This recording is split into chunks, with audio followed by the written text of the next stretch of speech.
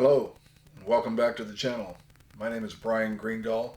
Some of you know me as Brian G. Today I want to talk about waiting for the other shoe to drop syndrome, and what we can do about it. What is this waiting for the other shoe to drop syndrome? That's typically when you or somebody you know has had a reoccurrence of tragic events, hardships. They've fallen down in life. They seem to be taking a lot of knocks in rapid succession. It doesn't seem to end. It goes on and on. A person can find themselves going through depression, anxiety, fear, all those kinds of things. It can start with one bad happenstance. You can be in an accident, a family member can pass away, somebody can get sick, and then it just seems to snowball from there, and everything seems to be going downhill, and one thing after another continues to happen in your life. And this can get compounded by, you can have friends, family members, whoever around you, and they can tell you that you need to change your energy, quit putting that stuff out there to the universe. You need to pray differently, or maybe you need to change religions, or, all these different things. And then after a while, it seems like some of your support system begins to wane. People begin to frequent you a little bit less. They want to live happy lives. They don't want to be burdened with somebody who's always going through something or always seems to be having something going on in their life. I've experienced this myself. A number of years ago, I fell off a roof and spent the better part of a year in a wheelchair. Went through 8 surgeries on my leg. They replaced my knee twice. Then the woman in my life, my late wife, actually, her 9-year-old son was in a car accident, spent 14 months in a hospital in a vegetative state. Then he succumbed to his injuries and passed away. Then she got breast cancer. We went through an awful lot with that. She had 3 surgeries herself. Then we were overwhelmed with financial burdens, and I had to let the house go to get flush financially. We had to move. Then her cancer came back, and then I had to have a open heart surgery. They discovered an aneurysm in my heart, and they had to repair that. And then my wife succumbed to her cancer and passed away. Then COVID hit, and it just seemed to be one thing after another in my life. And you get to this point of, when's it going to end? When's it going to stop? All that kind of stuff. And what I can tell you, what my experience with that is, life is life. And life shows up for some of us at different times. And sometimes it seems unfair. Sometimes it seems like other people are getting a pass. Sometimes it seems like other people have better lives and we're being singled out. And these are all specious propositions. There's no real science to any of this kind of stuff. But we just can't seem to bust loose. And it just seems like it's never ending.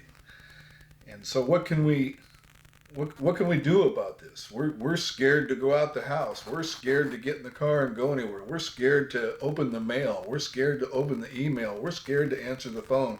We just don't know what traumatic event is going to happen next. Well, we realize that life is life. Life is unfair. It's not always going to go in our favor. But what you have to do, and this is what I do, I tell myself that living in fear is no way to live. It's just no way to live. Waking up in the morning and being scared to put your feet on the floor is just no way to live. And the people that love me and care about me wouldn't want me to live that way. My God that I choose to pray to wouldn't want me to live that way. It's just no way to live. So I power myself. I propel myself. I get up in the morning and I decide that I'm going to go out and live. I'm going to attack life, and I'm going to change the momentum. and I do things that are positive in my life without fear of the outcome. Um, and I chase joy. There's a lot of things you can do. You can go back to school. You can sign up for that class. You can take that dance class. You can learn to play that musical instrument you've always wanted to play. Go spend time with your kids. Go spend time with your grandkids. Take that vacation. Write that book. Do the things that are going to bring joy and fulfillment to your life. Take off at a moment's notice and go to the coast and watch the sunset. Whatever you have to do. If you need to change careers, change careers. Take a chance. Go out and take some chances. Take some risks. And even if you fall flat on your face, who cares? Get back up and get out there and do it again. Because let me tell you something. Some of the things that have happened to me that were seemingly the worst things that have ever happened to me have turned out to be some of the very best things that have ever happened to me.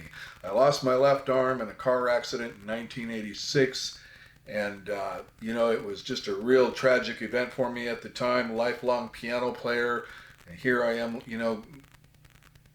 losing a limb. Now I'm, not able to do the thing that I love the most. And as it turns out, all these years later, I still play piano. And losing my left arm has been one of the best things that's ever happened to me. It changed the trajectory of my life. And I'm trying to use some of the things in recent years to change the trajectory of my life, to change how I look at life, to try to use it in a positive way to help other people. You can take the things that you've been through and you can use them to help other people go through the things that they're going through. But you don't have to live in fear. Get up, take the chance, change the momentum. Get some good things going in your life. It's real hard at first, but the first step, the second step gets easier, the third step gets easier. And once people see that you're trying to do this, once people see that you're trying to change your energy, as they like to say, they're going to get on board and they're going to help you. If you empower them, people are going to help you. And before you know it, you're starting to make different choices. You're starting to make better choices. You're making choices that fulfill your heart, bring you peace and contentment, rather than choices out of duress or choices out of fear. I could talk about this at length for hours and hours on end, but we're gonna close it off here. If you have any questions, any comments, hit us up in the comments section. I'm happy to hear from you. I'm happy to expound on this more. If you get a chance, please give me a like. Please give me a subscribe. Share these videos with your friends. But change your momentum. Don't sit around waiting for that other shoe to drop. Have a good day.